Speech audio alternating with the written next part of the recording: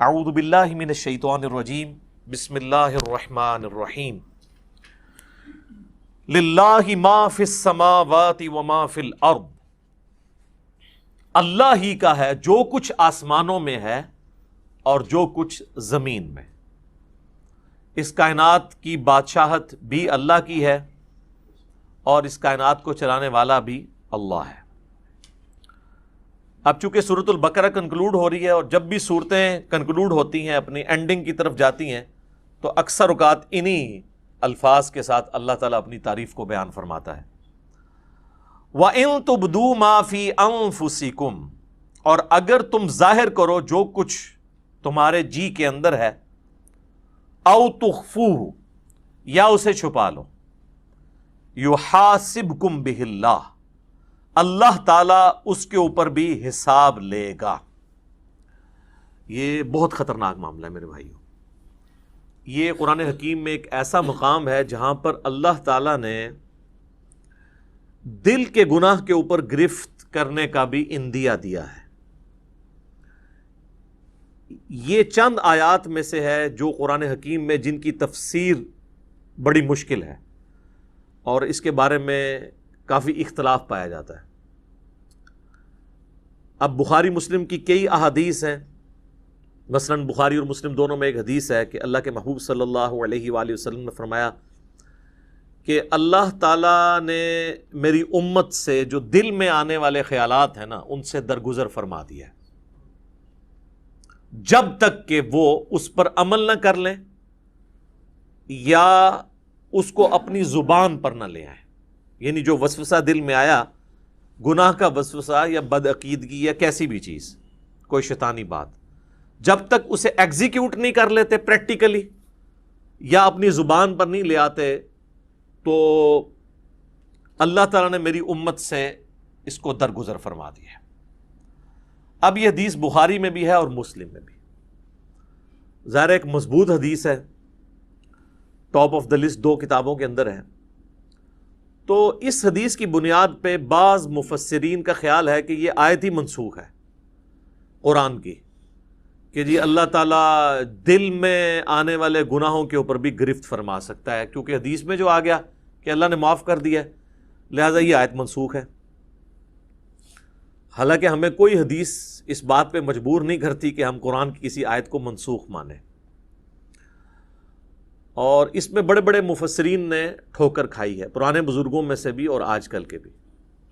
میں نے اس کے اوپر کافی غور و تفکر کیا تو میں اس نتیجے پہ پہنچا کہ یہ قرآن حکیم کے ساتھ علمی خیانت کے مترادف ہے اگر کوئی شخص اس آیت کو ان احادیث کی بنیاد کے اوپر منسوخ مانتا ہے، کیونکہ کئی اور احادیث ہیں جن میں ہمارے پاس وہ رزلٹ بھی نکلتا ہے جو اس آیت کے اندر بیان ہوا ہے۔ تو میں کوشش کروں گا کہ میں اس کو بریف کروں اس حوالے سے کہ یہ جو دل کا اللہ تعالیٰ نے معاملہ گرفت کے اعتبار سے بیان کیا ہے، اس کے کیا معنی ہو سکتے ہیں۔ تو غور و تفکر کرنے کے بعد میں اس رزلٹ پہ پہنچا ہوں کہ یہ جو اللہ تعالیٰ نے فرمایا نا وَإِن تُبْدُوا مَا فِي أَنفُسِكُمْ أَوْ تُخْفُوهُ يُحَاسِبْكُمْ بِهِ اللَّهُ، چاہے تم اپنے جی کے خیال کو ظاہر کر دو یا جی میں چھپا کر رکھو، اس پہ بھی اللہ محاسبہ کر دے گا، پکڑ فرما لے گا۔ اس کے دو معنی ہو سکتے ہیں۔ ایک تو یہ ہے کہ دل کی نیت کے اوپر اللہ تعالیٰ گرفت کرے، کہ کسی نے نیکی کا کام بظاہر تو بڑا اچھا کیا، دل میں ریاکاری کی نیت تھی، تو اللہ تعالیٰ اس دل کے خیال کے اوپر گرفت کرتے ہوئے اس کی نیکی کو زیرو سے ملٹیپلائی کر دے گا۔ تو یہ تو مسلمانوں کا اجماعی عقیدہ ہے کہ ایسا ہی ہوگا۔ اور دوسرا معنی یہ ہے کہ دل میں آنے والا ایسا وسوسہ جو جان بوجھ کر لایا جائے، یا کسی گناہ کا خیال اپنے دل میں جان بوجھ کر لایا جائے اور اس خیال کو لانے کے بعد اس کی پیروی کرتے ہوئے اس کی لذت دل میں محسوس کی جائے جان بوجھ کر، تو اس کے اوپر بھی گرفت ہوگی۔ یہ دونوں معنی اپنی جگہ درست ہیں۔ پہلے والا تو ہمیں پتہ ہی ہے، ریاکاری والا، بخاری اور مسلم دونوں میں حدیث ہے، بخاری کی پہلی حدیث ہی یہی ہے، انما الاعمال بالنیات، اعمال کا دار و مدار نیتوں کے اوپر ہے۔ اور یہ نیک عمال کے بارے میں ہے، برے عمال کے بارے میں نہیں۔ برا عمل چاہے اچھی نیت سے بھی کیا جائے وہ گناہ ہی ہے، یہ نیک عمال کے بارے میں، کیونکہ اس سے آگے الفاظ ہیں اسی حدیث میں کہ اعمال کا دار و مدار نیت پہ ہے۔ اگر کسی شخص نے اللہ اور اس کے رسول کے لیے ہجرت کی تو اس کی نیت اللہ اور اس کے رسول کے لیے لکھی جائے گی، اور اگر کسی شخص نے کسی عورت کی نکاح کی خواہش میں ہجرت کی تو اس کی ہجرت اس کے لیے لکھی جائے گی۔ اگرچہ نکاح کی خواہش کوئی بری چیز نہیں ہے، لیکن اللہ تعالیٰ کہتا ہے کہ میرے اعتبار سے جو نیکی کرنی ہے وہ پیورلی میرے لیے ہو۔ تو یہ چیز بتا رہی ہے کہ نیک عمل میں خالصتاً اللہ کی نیت ہو، برے عمل کا تو لینا دینا ہی نہیں اس کے ساتھ، کیونکہ انہی احادیث کو لوگ مس یوز کر کے ایکسٹرا جوڈیشل ایکٹیویٹیز پرفارم کرتے ہیں۔ ہمارے مولویوں کے ورغلائے ہوئے لوگ بھی اور ہمارے بعض ریاستی اداروں کے ورغلائے ہوئے لوگ بھی، اور کہتے ہیں جی نیت تو ہماری اچھی تھی، اگرچہ کام برا کر دیا، بندہ مار دیا، خیر اللہ تعالیٰ معاف کرے گا۔ نہیں، تو میری اس کے اوپر پہلے سے ویڈیوز آ چکی ہوئی ہیں، آپ یوٹیوب پہ جا کے لکھیں ایکسٹرا جوڈیشل کلنگ ان اسلام، جو یہ آپ کو پتہ ہے سائی وال انسیڈنٹ ہوا تھا، اس پہ میں نے یہ ساری پھر چیزوں کو بریف بھی کیا تھا قرآن اور احادیث کی روشنی میں۔ تو یہ نیک عمال کے بارے میں ہے کہ اگر وہ نیک عمل اچھی نیت سے ہوگا، اللہ کے لیے ہوگا تو اجر ملے گا، اور اگر اللہ کے لیے نہیں ہے تو اجر 0 سے ملٹیپلائی، ختم۔ اسی کو سپورٹو وہ صحیح مسلم کی حدیث ہے کہ اللہ تعالیٰ تمہاری شکلوں اور مال کو نہیں دیکھتا، دلوں اور اعمال کو دیکھتا ہے۔ شکل خوبصورت ہے، مال اللہ کی راہ میں کوئی خرچ بھی کر رہا ہے، لیکن دل میں نیت کسی اور چیز کی ہے تو اللہ نے دل کو دیکھنا ہے، اور پھر اعمال بھی اچھے ہونے چاہیے، اس چیز کو بھی دیکھنا ہے اللہ تعالیٰ نے۔ اسی کو سپورٹو صحیح مسلم کی ایک اور حدیث جو میں نے کئی دفعہ بیان کی ہے، قیامت والے دن اللہ تعالیٰ کی بارگاہ میں ایک شہید، ایک قرآن کے عالم اور ایک سخی کو پیش کیا جائے گا۔ اللہ تعالیٰ شہید کے سامنے اپنی نعمتیں گنوائے گا اور پھر پوچھے گا کہ تجھے میں نے اتنا کچھ دیا، اس کے بدلے میں تو نے کیا کیا؟ وہ کہے گا یا اللہ جان ہی تو تھی، تیرے لیے دے دی۔ واقعی یہ تو بات حقیقت ہے کہ انسان سب سے زیادہ کسی کے لیے یہی کر سکتا ہے کہ اپنی زندگی دے دے۔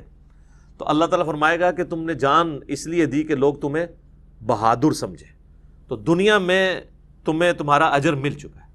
پھر اللہ تعالیٰ اسے اوندے منہ گھسیٹ کر جہنم میں پھینک دے گا۔ اللہم اجرنا من النار، آمین۔ پھر ایک قرآن کے عالم کو بلایا جائے گا، اللہ تعالیٰ فرمائے گا میں نے تجھے قرآن کا علم دیا تو اس کے بدلے میں تو نے میرے لیے کیا کیا؟ تو کہے گا یا اللہ میں اتنے لوگوں کو قرآن سکھاتا تھا تیری رضا کی خاطر، علم سکھاتا۔ تو اللہ تعالیٰ فرمائے گا کہ تم نے یہ سب کچھ اس لیے کیا کہ لوگ تمہیں قرآن کا عالم کہیں، قاری کہیں، اور آج کے دور کے اعتبار سے تیرے نام کے پیچھے بھی 10 دمیں لگی ہوں اور آگے بھی 10 دمیں لگی ہوں۔ دیکھا نہیں آپ نے علماء کے اشتہاروں پہ نام اتنے مشکل الفاظ لکھے ہوئے ہوتے ہیں، حالانکہ وہ الفاظ بھی شرما رہے ہوتے ہیں کہ کس کے ساتھ لگا دیا۔ تو تجھے دنیا میں کافی لوگوں نے تیری تعریف کی ہے، میرے ہاں تیرے لیے کوئی اجر نہیں، تو اجر دنیا میں لے چکا ہے جس مشہوری کے لیے تو نے کیا تھا، تو اوندا منہ کر کے دوزخ میں اسے بھی پھینک دیا جائے گا۔ پھر اللہ تعالیٰ ایک سخی کو بلائے گا کہ تجھے اتنا مال دیا، تو نے میرے لیے کیا کیا؟ وہ کہے گا یا اللہ میں نے تیری راہ میں جو موقع بھی تھا، جس موقع پہ تو خوش ہوتا تھا میں نے وہاں خرچ کیا، غریبوں پہ بھی خرچ کیا، مسجد کے اوپر بھی لگا دیا، مدارس کے اوپر بھی لگوایا، اور کئی ایک یتیم خانے کھول دیے، مسجد کی ٹوٹیوں کے اوپر نیم پلیٹ بھی اپنے نام کی لگوائی۔ آج کے دور کے اعتبار سے میرے محلے کے نمازیوں سے بھی تو پوچھ سکتا ہے، تو لیکن یہ سارے دھوکے تو نمازیوں کو ہی دیے جا سکتے ہیں، ایون فرشتے بھی دھوکے کھا جاتے ہیں کیونکہ وہ بھی ظاہری عمل دیکھ رہے ہوتے ہیں۔ تو at the end of the day حساب تو اللہ نے لینا ہے۔ اللہ فرمائے گا تو نے یہ جو تیرے نامہ مال میں گرچہ نیکیاں لکھی ہوئی ہیں، لیکن یہ نیکیاں فرشتوں نے لکھی ہیں، بندوں کی نظر میں ہے، میری نظر میں تو نہیں ہے، کیونکہ تو نے سب کچھ لوگوں سے تعریف کے لیے کیا کہ میرے دسترخوان سے اتنے لوگ کھاتے تھے، میرے ہاسپٹل سے اتنے لوگ علاج کرواتے تھے، تو میرے حضور تو اس کا کوئی اجر نہیں ہے۔ اس کو بھی اوندا منہ کر کے دوزخ میں ڈال دیا جائے گا۔ سر یہ 3 مثالیں اللہ کے محبوب صلی اللہ علیہ وآلہ وسلم نے دی ہیں۔ اگر آپ میں سے کوئی شخص سمجھتا ہے کہ دنیا میں ان 3 نیکیوں سے بڑی کوئی نیکی ہو سکتی ہے تو میرے سامنے لے آئے. کیا شہید ہونے سے بڑی کوئی نیکی انسان اللہ کے لیے کر سکتا ہے؟ اور اگر کسی نے یہ نہیں کی ہے، قرآن کی تعلیم سیکھنے اور سکھانے سے بڑی کوئی نیکی کر سکتا ہے؟ بخاری کی حدیث ہے تم میں سب سے بہتر وہ جو قرآن سیکھے اور سکھائے. اور بخاری مسلم کی ایک اور حدیث ہے کہ 2 ہی لوگ ہیں جن پہ رشک کیا جا سکتا ہے. اگر تم نے حسد کرنا جائز ہوتا نا تو 2 ہی لوگ ہیں جن سے انسان کو حسد کرنا چاہیے. ایک جسے اللہ نے قرآن کا علم دیا ہے اور وہ لوگوں کو سکھاتا ہے، اور دوسرے جسے اللہ نے مال دیا اور وہ اللہ کی راہ میں خرچ کرتا ہے. اور تیسری نیکی یہاں پہ بھی مال ہی ہوئی ہے. یعنی اس کائنات میں سب سے بڑی 3 نیکیاں یہی ہو سکتی ہیں: شہادت، قرآن کا علم سیکھنا اور سکھانا، اور اللہ کی راہ میں صدقہ اور خیرات کرنا. یہ 3 نیکیاں بھی برباد ہو جائیں گی اگر اللہ کے لیے نہیں کی. ایون اگر اس میں کسی کو شریک بھی کیا سا تب بھی برباد. مسند احمد میں حدیث ہے جس نے کسی کے دکھلاوے کے لیے نماز پڑھی گویا اس نے شرک کیا. اب مجھے بتائیں دکھلاوے کے لیے کون نماز پڑھ سکتا ہے؟ یہ کوئی اتنا آسان کام ہے؟ ہاں چلے چند ایک لوگ پڑھتے ہوں گے شاید، جس طرح وہ ہمارے قریبی دوست بتانے لگے کہ آپ کو پتہ ہے جو پاکستان کے ایک فارمر پریزیڈنٹ تھے ضیاء الحق صاحب، ان کی پالیسیز سے 1000 اختلاف، لیکن ایک دیندار آدمی تھا، تو نمازی بڑا پکا تھا وہ. تو وہ کہنے لگے کہ انہوں نے لیاقت باغ آنا تھا. کہتے ہیں میری ڈیوٹی اس وقت، میں نیا نیا آفیسر بھرتی ہوا تھا، پھر تو خیر وہ 22ویں گریڈ میں ریٹائر ہوئے. تو کہنے لگے کہ میری ڈیوٹی تھی کہ صدر صاحب کو آپ نے وضو کروانا ہے نماز عصر کے لیے. تو کہتے ہیں جب وہ آئے تو میں نے ان کو کہا کہ سر میں نے پانی آپ کے لیے گرم کر کے رکھا ہوا ہے، سردیاں تھیں. وہ کہنے لگے بیٹا مجھے پتا تھا نماز عصر کا ٹائم ہے تو میں گھر سے وضو کر کے آیا ہوں. تو کہتا ہے نماز کا ٹائم ہوا تو اب چونکہ صدر صاحب نماز پڑھ رہے ہیں تو لوگ بغیر وضو کے ہی پیچھے کھڑے ہو گئے. ظاہر پتہ ہوتا ہے اپنے ساتھیوں کا کہ یہ تو کبھی زندگی میں انہوں نے کبھی نماز نہیں پڑھی، وضو بھی نہیں کیا، جا کے کھڑے ہو. جس طرح یہاں پہ کئی سیاسی لیڈر جو ہیں وہ جب کسی کے جنازے پہ جاتے ہیں تو اسی طریقے سے وہ جا کے کھڑے ہو جاتے ہیں، نہ ان کو نماز جنازہ آتا ہے نہ وضو کا طریقہ آتا ہے، وہ دنیا داری کے طور پہ. تو مسند احمد کی حدیث کے الفاظ ہیں جس نے دکھلاوے کے لیے نماز پڑھی اس نے شرک کیا، جس نے دکھلاوے کے لیے روزہ رکھا اس نے شرک کیا، جس نے دکھلاوے کے لیے صدقہ کیا اس نے شرک کیا. نماز تو ہے ہی اللہ کے لیے، تو پھر شرک کیسے آ گیا؟ یعنی اللہ کے ساتھ نیت بھی کسی نے کر لی کسی اور کی. حتیٰ کہ سنن ابن ماجہ میں یہ الفاظ بھی ہیں کہ اگر کوئی شخص نماز پڑھ رہا ہے اور اس نے یہ محسوس کیا کہ اسے کوئی دیکھ رہا ہے، اس کی وجہ سے وہ اپنا سجدہ لمبا کر دے، تو سجدہ تو اللہ کے لیے کر رہا ہے لیکن 0 سے ملٹیپلائی ہو جائے گا، ریاکاری میں آ جائے گا. اسی لیے ریاکاری کو شرک اصغر کہا گیا، چھوٹا شرک. بڑا ایک جلی شرک ہے نا کہ اللہ کے ساتھ کسی کو شریک ٹھہرانا. ایک یہ ہے کہ اللہ کے ساتھ شریک تو کسی کو نہ ٹھہرانا، لیکن جو اللہ کے لیے اعمال کر رہے ہیں نا اس کی جزا مخلوق سے بھی ڈیمانڈ کرنا. ریاکاری، دکھلاوا، یہ بھی شرک کی کیٹیگری میں فال کرتا ہے. اللہم لا تجعلنا منہم، اے اللہ ہمیں ان میں سے نہ کرنا جو اس طرح کے فتنوں کا شکار ہوں گے. آمین. اچھا جی، اب آ جائے دوسرے معنی کی طرف، وہ ہے دل میں محکم خیال لانا گناہ کا، برائی کا.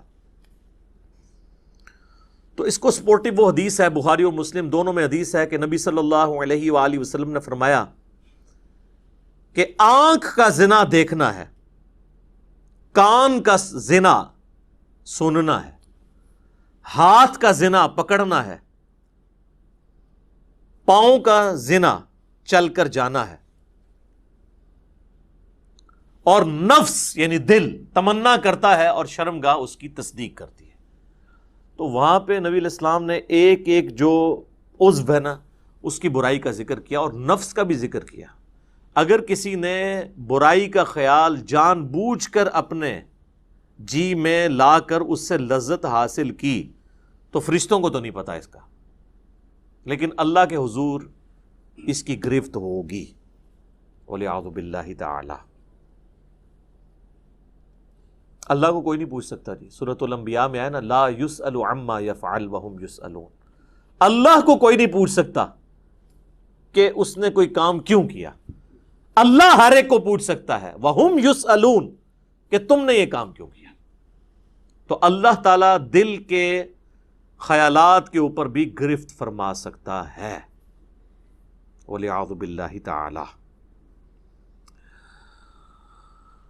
البتہ وہ حدیث اپنی جگہ ایک تسلی والی ہے بخاری اور مسلم میں کہ اللہ تعالیٰ نے میری امت سے دل کے خیالات کے اوپر درگزر فرما دیا ہے جب تک کہ اس پر عمل نہ کر لیں یا اس کو اپنی زبان پر نہ لے آئیں، یعنی دل میں آنے والے وسوسوں کو. لیکن اس کو بھی اسی اعتبار سے سمجھنا ہوگا کہ یہ بھی وسوسے وہ ہوں گے جو خود بخود آ جائیں. جو جان بوجھ کے لائے جاتے ہیں نا وہ سر اس کیٹیگری میں نہیں آئیں گے. بہرحال اللہ تعالیٰ کی رحمت کا ایک تقاضا بھی ہے. وَكَتَبَ رَبُّكُمْ عَلَى نَفْسِهِ الرَّحْمَةِ جو سورۃ الانعام میں ہے کہ اللہ نے اپنے اوپر خود سے ایک چیز واجب کر لی ہے کہ میں ہر حال میں رحم ہی کروں گا. جو بخاری مسلم دونوں میں حدیث ہے کہ میری رحمت میرے عرش پہ میں نے اپنے پاس ایک عبارت لکھ لی تھی مخلوق کی پیدائش سے پہلے کہ میری رحمت میرے غضب پر سبقت لے جانے والی ہے.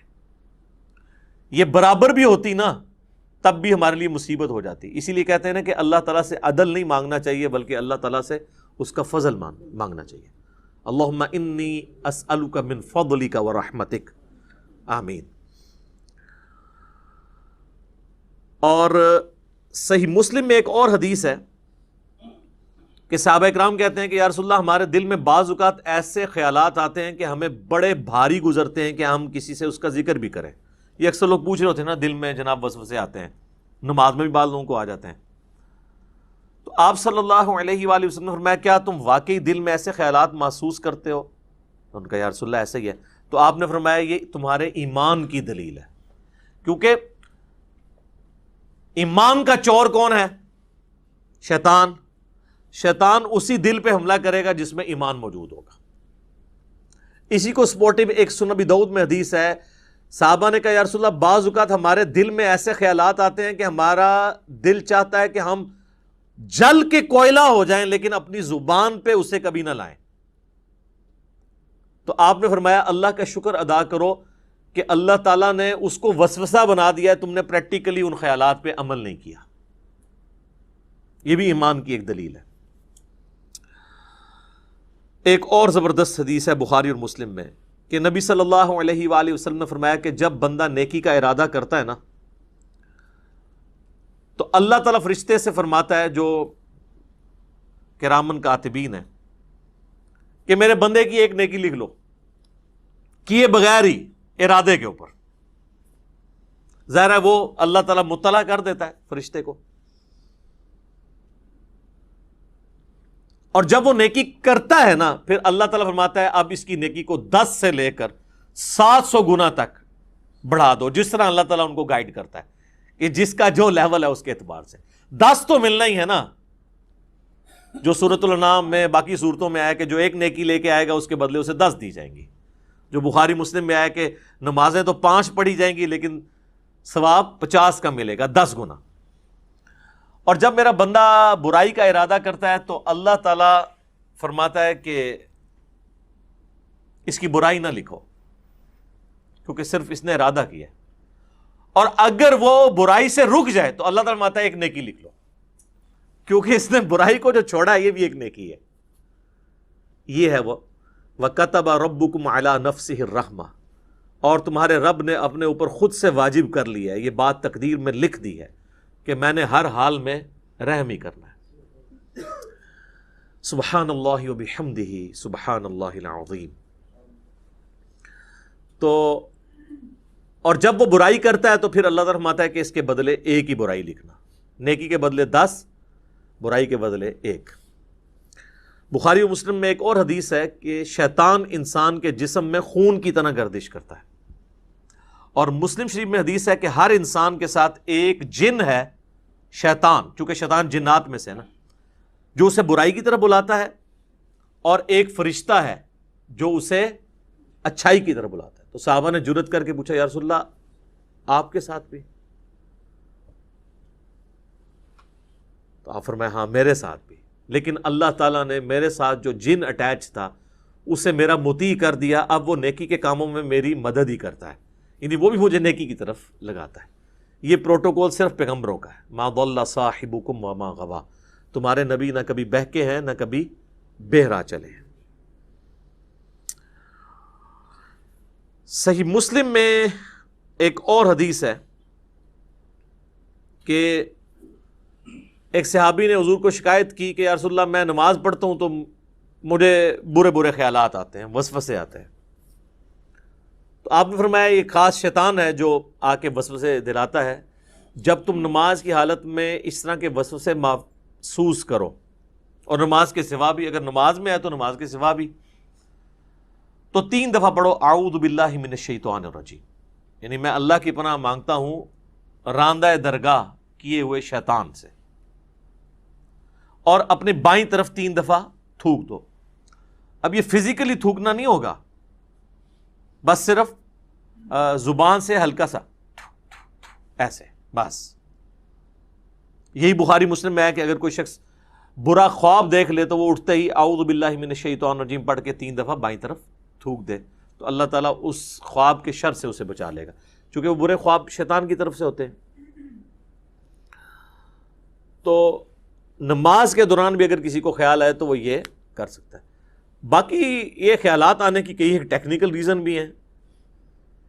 پورا دن آپ دنیا کے کاموں کا حساب کتاب کریں گے تو نماز کے اندر کوئی سوئچ تو نہیں ہے جو آپ آف کر کے نماز میں داخل ہو جائیں گے، ظاہر ہے۔ اس کے لیے پھر اسی لیے تو کہا گیا کہ بھئی اذان کی آواز سنو، مسجد کی طرف چلو، وضو کرو گے، اس کے بعد سنتیں ادا کرو گے، پھر کہیں دماغ آہستہ آہستہ آہستہ سٹیبل ہوتے ہوتے تو کہیں فرض نماز کے لیے جا کے پھر سٹیبل ہوگا۔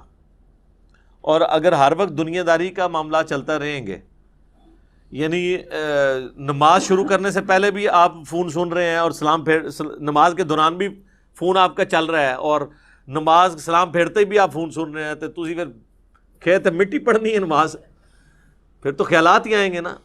اور دوسرا، نماز کا اگر ترجمہ نہ آتا ہو، آپ کو پتہ نہ ہو آپ اللہ کے سامنے کیا عرض کر رہے ہیں، پھر بھی نہیں ظاہر ہے۔ تو یہ زیادہ تر جو لوگ کہتے ہیں خیالات آتے ہیں، یہ 99% لوگوں کے ساتھ یہ مسئلہ ہے کہ وہ ٹھیک آ رہے ہوتے ہیں خیالات، جو وہ کر رہے ہوتے ہیں وہی کچھ آ رہا ہوتا ہے۔ اور ٹیکنیکلی اس معاملے کو ہینڈل کرنے کی ضرورت ہے، اور سب سے بڑی ہینڈلنگ کسی بھی برے وسوسے کی یا خیال آنے کی یہ ہے کہ اس کی طرف توجہ نہ دی جائے۔ انسان کا دماغ اللہ نے ایسا بنایا ہے کہ یہ بیک وقت کے ہی ایک محاذوں پہ چل رہا ہوتا ہے، یہ دماغ کو کوئی سوئچ نہیں ہے کہ جو آپ آف کر سکیں، یہ ذہن میں رکھیے گا۔ یہ تو ہو ہی نہیں سکتا کہ دماغ میں خیال نہ آئیں گے، بس اس کی طرف متوجہ نہیں ہونا۔ یہ خیالات پیغمبروں کو بھی آتے ہیں، صحابہ کو بھی آتے ہیں۔ آج میرا ٹاپک نہیں ہے، بخاری مسلم میں حدیث ہے نا، حضور علیہ السلام نماز پڑھ رہے تھے تو سامنے ایک رنگین پردہ تھا، تو آپ نے نماز کے بعد حضرت عائشہ سے کہا کہ اس کو ریموو کرو، اس نے نماز میں میری توجہ بٹا دی ہے۔ اور صحیح بخاری میں امام بخاری لے کے ہیں کہ حضرت عمر فاروق رضی اللہ تعالیٰ کہتے ہیں بعض اوقات میں اپنے جنگ کی پلاننگ نماز میں کر رہا ہوتا ہوں۔ ذرا جنگ کی تو ٹینشن ہی ایک علیحدہ ہے نا سر۔ ایک بندہ جب بارڈر پہ کھڑا ہوا ہے تو اس وقت وہ خوشو سے نماز نہیں پڑھے گا، وہ تو ظاہر ایک حالت جنگ میں ہے، اس لیے قرآن میں نماز خوف کہا گیا اسے۔ اور دیکھیں آپ سورہ نساء میں ہے کہ جب نماز خوف ہے نا تو وہ آپ نے جس طرح پڑھنی ہے، اس کے بعد جب تم امن کی حالت میں جاؤ تو خوب اللہ کا ذکر کیا کرو، کیونکہ وہ تسلی کا موقع تمہیں ذکر کرنے کا ملے گا۔ خوف کی حالت میں تو پھر اسی قسم کی نماز ہوگی نا۔